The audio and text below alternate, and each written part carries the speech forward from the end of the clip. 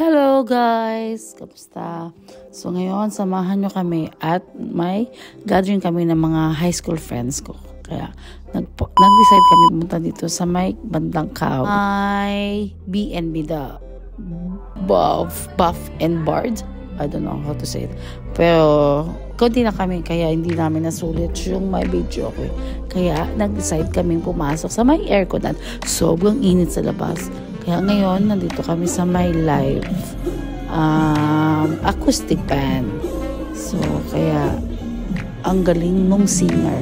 So, nag-order kami ng isang big tower na soapy.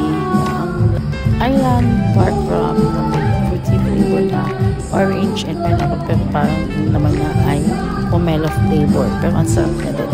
At syempre, nag-order kami ng mga sisig, chicken wings, tsaka kung ano pa. Sayang, masarap daw ang pizza dito. Kaya, kaso wala itong available. Kaya, yun, ibang food ang aming inadson.